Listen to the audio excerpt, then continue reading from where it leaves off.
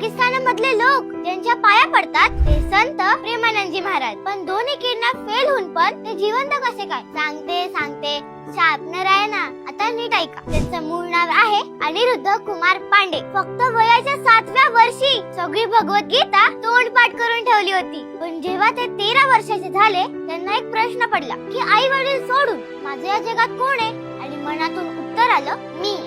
आणि हीच अज्ञात शक्ती शोधायला त्यांनी स्वतःचं घर, कुटुंब, पैसा सगळं सोडून ते पोचले देवभूमी काशीला. तिथे सुरुवातीच्या काळात त्यांनी खूप त्रास सोसला. ते रोज सकाळी गंगा स्नान करून 15 मिनिटे भिक्षा मागायचे. काय खायला मिळालं तर ठीक, नाहीतर पूर्ण दिवस फक्त गंगाजल आणि देवाचं नाव घेऊन ते राहायचे. एके दिवशी त्यांना एक महाराज भेटले. ते अनिरुद्धला राधा कृष्णाची रासलीला बघायला घेऊन गेले. हाच तो क्षण. तेव्हा महाराजांना तो अज्ञात आवाज सापडला आणि ते राधा कृष्णाच्या प्रेमातच पडले. मग याच प्रेमापोटी ते पोहोचले वृंदावनला आणि तिथे त्यांना भेटले गौरांगी शरण महाराज, म्हणजे त्यांचे बडे गुरुजी. आणि त्यांच्या छायेत अनिरुद्ध बनले संत प्रेमानंदजी महाराज. पण काही वर्षातच आला त्यांच्या लाईफ मधला सगळ्यात मोठा टर्निंग पॉइंट, जेव्हा त्यांनी फक्त 35व्या वर्षातच आपल्या दोन्ही किडन्या गमावल्या. डॉक्टरही म्हणाले तुमच्याकडे आता फक्त 3च वर्ष आहेत. पण ते म्हणतात ना, देवदारी त्याला कोण मारे. अगदी तेच झालं. आज दोन्ही किडन्या नसूनही 56 वर्षाचे प्रेमानंदजी महाराज तसेच तेजस्वी,